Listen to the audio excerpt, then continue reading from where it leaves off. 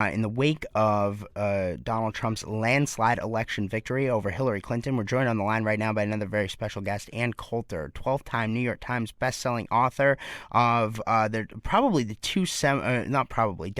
two seminal books of this past 2016 presidential election, both Adios America, which set the stage on all the immigration discussion over the course of the campaign, and then In Trump We Trust, once now President-elect of the United States, Donald J. Trump, became the Republican nominee. Ann, thanks for joining us here on Breitbart News Radio. I love those words. You can't say them often enough. President-elect Donald Trump. I know, but Ann, I can't wait till we start saying President Donald Trump. Can we just move up the inauguration? Can we just get it over with now so Obama can't do any more damage on the way out? No, I think I tweeted at election night that the decent thing would be for the Obamas to move out right away. Mm-hmm. So, Ann, can you tell us what is it? I mean, as somebody who's been, one of Donald Trump's earliest and strongest supporters, what is it about Mr. Trump that led to him A, winning the Republican nomination in this crowded field, and then B, then surging and beating Hillary Clinton, despite what everybody in the mainstream media, they can't seem to figure out what happened in this election. What happened, Ann? Why were all the polls wrong? Why did Donald Trump win? No, and least of all, my ex-political party, the Republicans, not the fresh new Trumpian Republican Party, which is why, I was asked by interviewers about In Trump We Trust, does this, if he loses, the book tour is over on November 8th then, right? And I said, well, my interest in politics may be over, but no, for any politician who wants to succeed and get lots of voters to vote for him, Donald Trump has laid out the roadmap, which I describe in Trump We Trust. It's the strangest thing. Donald Trump basically decided to pick up the $1,000 bill lying on the sidewalk there. How many times do Americans have to tell politicians they don't want amnesty? In fact, they'd like a lot less legal immigration as well as a complete halt to illegal immigration. 3 times in the past decade, both Republicans and Democrats, and of course the media, have connived to try to pass a massive amnesty for all illegal aliens in the country, and it was shut down all 3 times, not because the media, the Republicans, or the Democrats were fighting the other side or any of any combo platter there. No, all 3 of those groups were aligned against the American people, but one way or another, the American people would get wind of what was happening in Congress and shut down the congressional switchboards. How many different ways can voters express to politicians, please stop? Oh, and of course the same thing with the trade deals, though not, I think, as the bringing trade back to America has not been as furiously resisted as stopping illegal and big restraints on legal immigration have been by our political class. Wow, they want their cheap labor. And moreover, there really hasn't been, that is not as big of an issue as immigration. That is the one that the media, the Democrats and the Republicans will not stand for, because the Democrats want the votes and the Republican donors want the cheap labor. Mm-hmm. Now, Ann, one of the things that's I think been absolutely incredible since President-elect, which I cannot say enough, President-elect Donald J. Trump has become President-elect, has been that he has been fighting with the media. We saw this past week he specifically marched in all the anchors and executives from all the news companies at the Trump Tower, and they thought they were getting, a nice cordial discussion with the president-elect of the United States. And it ended up turning out to be he according to reports in the New York Post, dressed down Jeff Zucker from CNN, said that nobody likes his network, nobody trusts it. Now we're seeing him battle with the New York Times. Isn't it refreshing to see a president actually, especially a Republican leader, fight back against the media? Yes, and I describe this in the book, incidentally. This is, as to use your word, incredibly refreshing to find a Republican who won't sell out his party, his allies, and the American people just to get a fawning profile in the Washington Post style section. That's what we're used to with these Republicans. They are absolute sycophants. They think they can make the media their friends. No, you can't. That is one of Donald Trump's wonderful advantages. Although, as I've said many times, when he first came along, I kind of thought, well, he's saying everything I've been waiting my whole life for a Republican to say, or a Democrat, any politician. But I didn't think it was going to be this boisterous, I will put it as euphemistically as possible, publicity happy reality TV star, but that turns out to be one of his secret advantages. Everything I thought of as a disadvantage with Trump on closer examination turned out to be an advantage.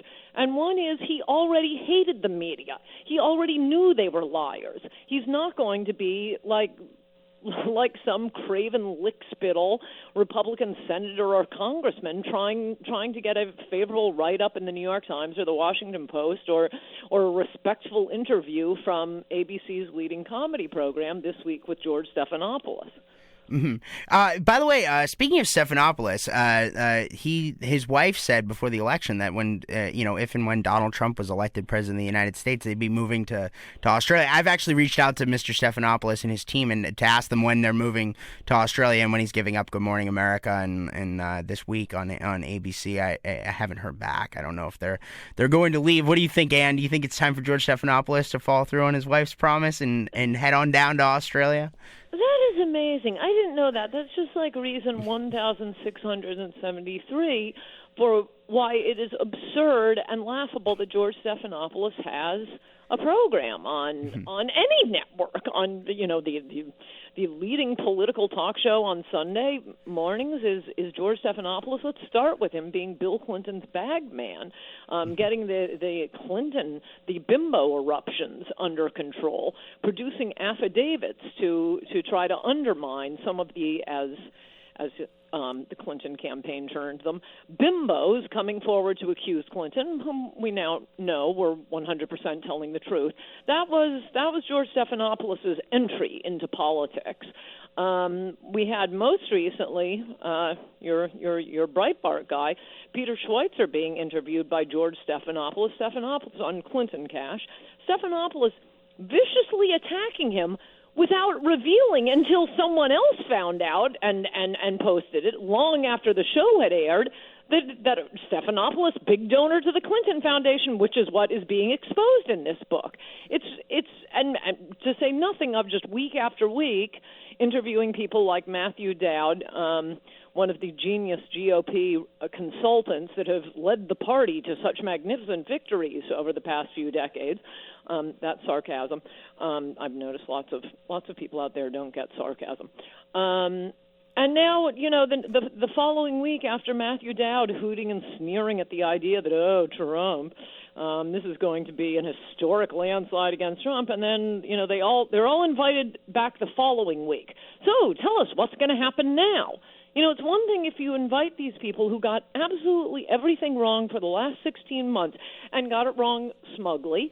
It's one thing if you invite them back to apologize, but that's not what they're doing. They're just going right back to the same people who have been wrong to ask us what's going to happen next. Mm-hmm. Now, that kind of sets up my next question here, which is basically, okay, I think for 48 hours or so, maybe a little bit less than that, after the election, we saw people throughout the mainstream media, throughout these, CNN or New York Times or whatever, decide that, okay, maybe we have to do some soul searching and change up the way we operate. And then all of a sudden, we turn the corner into day 3 and they're right back to business as usual. And, everybody's a racist and everybody's anti-Semitic and whatever else, smear they can throw out there without the facts. And they're just marching down the same path. If they don't change their ways and they don't learn their lessons from what they did wrong, and I think that's the biggest story of this election, is that the mainstream media has lied to people and they're getting caught on it. And It's more than just lying. I mean, look at this hysteria over the past week over the media's new it girl, Richard Spencer, this irrelevant person leading, 24 irrelevant other people. Suddenly, he's a big media star, and for what reason? And this weird implication with six degrees of separation. Milo Yiannopoulos once wrote an article for Breitbart about the alt-right and about the anti-gamers. And the anti-gamers are kind of like the alt-right. And that was published in Breitbart. And the former publisher of Breitbart is Steve Bannon. And Steve Bannon works for Donald Trump. And even though none of these people have ever met one another, suddenly Richard Spencer may as well be Donald Trump's, press secretary. No, he's a publicity seeker. Why are the media complying with this? It's to embarrass Donald Trump, to try to create the implication that he has a responsibility to disavow Richard Spencer. He ought to tell them to screw themselves. He has nothing to do with Richard Spencer. They're the ones putting him on TV. Now, Ann, though, here's the thing, right? The CNN and the New York Times. I mean, the New York Times has been here a little bit longer, but I mean, they weren't always the newspaper of record. Politico, which is probably one of the worst. I mean, I call all of these different media outlets now Swamp Pravda. That's what they are. They're Swamp Pravda. They're here to protect the swamp. But the Politico, I mean, they launched in 2007. CNN launched just a couple decades ago. I mean, if these guys don't make substantive, real changes and learn lessons from what they're doing, I mean, I don't think they're going to be here much longer. I think the people are going to really en masse turn away from them and turn into places like us, and that's what's happening. I mean, our traffic is through the roof right now. I mean, we've got 300 million visits to Breitbart.com in the last 31 days. Just a few days ago, we tabulated the last 31 days. That's up after the election. It never goes up after the election. Readership always goes down after the election. It's going up. And the reason why is because people are leaving the New York Times and they're leaving CNN because they're coming to somewhere like this that tells the truth. And I think that's happening. It's not just Breitbart. I think it's all of the new media out there is pulling people away from the mainstream media. Yes, I totally agree. And for those of you listening who aren't writers, I always feel sorry for the talk radio host immediately after an election, because usually a presidential election year, because usually you have these 2 long months where you don't have the new president yet. You haven't had the inauguration. The election is over. And, what are you going to do? One year, I don't even know what year it was, I started writing about my appliances. And I just have, a column once a week. This time, oh my gosh, it's fun. I intend to gloat at least until the inauguration. I may keep it going for all of 2017. There are so many people who need to be quoted back to themselves.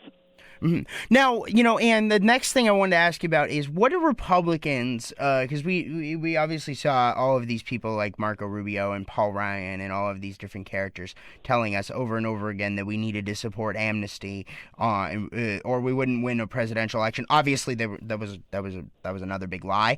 We didn't need to support amnesty because Donald Trump was anything but amnesty. If anything, he was the strongest candidate we've ever seen on immigration. But not if anything, definitely positively. Right. And so, I mean, what is the lesson for the Republican Party here moving forward? What does the party need to do to embrace this Trumpianism and move forward as the party of Donald Trump? Well, as the line goes, they have learned nothing and they have forgotten nothing. It appears that it's just business as usual. Their idea is to convert the Trump presidency into their idiotic ideas that could not, were incapable of winning presidential elections. Maybe they could win, tiny little congressional seats here and there. I tweeted out yesterday, I haven't even read it, the Paul Ryan, the Republican speaker's plan for the future. But I'm very confident without looking. You've probably read it. You're a more responsible journalist than I am. It doesn't have anything about building a wall, about ending H-1B visas, about expressly repealing something that was never passed into law, this insane anchor baby policy, and making it retroactive. Or about scuttling the trade deals. I mean, I suppose that's up to the president. He negotiates the trade deals, so I'll give them. No, all he wants to do is tax cuts for his donors. No. And I love tax cuts. Right. I think it's very dangerous to just. I don't think the government should be taking our money. I don't think they can spend it better than we can. But no, tax cuts aren't what most Americans were voting on. In fact, I make fun of Republicans in Trump We Trust about this obsession. They just think tax cuts are the be-all, end-all. I have a chapter on, this is one of the things that has been driving me crazy, I got to tell you, long before Trump came on the scene. This weird Reagan worship. You were not born yet.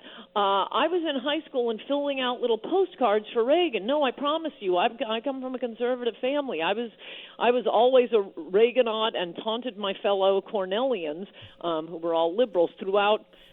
As Reagan was president, every time we'd hear a thunderclap, we'd say, "Damn, that Reagan, he's gone and started World War III." So I loved Reagan. But ended already. It was 30 years ago. The world was a different place. The country was a different place. Not only demographically, but what the tax rates were, the fact that the Soviet Union existed. It's the damnedest thing that all of these Republicans, and I go through quotes from them in the debates, they're all still itching to go to war with Russia. This isn't honoring Reagan. It's denying his legacy. Reagan won the Cold War. I'm not saying I want to live in Russia. They don't have to be our best friend in the world. But the Soviet Union, the evil empire, is no more. And yet this is all they can think of is, what did Reagan do? It's as if all Reagan did was, hey, what did President McKinley do? No, different country, different time. We have different problems now. And back when Reagan took over, to circle around to your original point, or my original point on the tax cut obsession of my party, as much as I like them, when Reagan took over, the highest tax rate was 90%. 90%. Taxes, look, they're bad. I'd like taxes cut. That is so far down on the list of things that have to be done to make America great again. What good are tax cuts for people who don't have jobs? We need jobs, lots of good-paying jobs for all Americans, and not just the plutocrats who want to negotiate international trade deals like NAFTA and TPP. Now, Ann, the last thing I wanted to ask you about, this is Thanksgiving weekend. I wanted to see, what are you thankful for this year? President-elect Donald Trump. That is never going to get old. That is never going to get old. All right. Well, Ann Coulter, 12-time New York Times bestselling author, thank you for joining us here on Breitbart News Radio Special for Thanksgiving weekend. Great to talk to you, Matthew. Happy Thanksgiving. Happy Thanksgiving to you, too.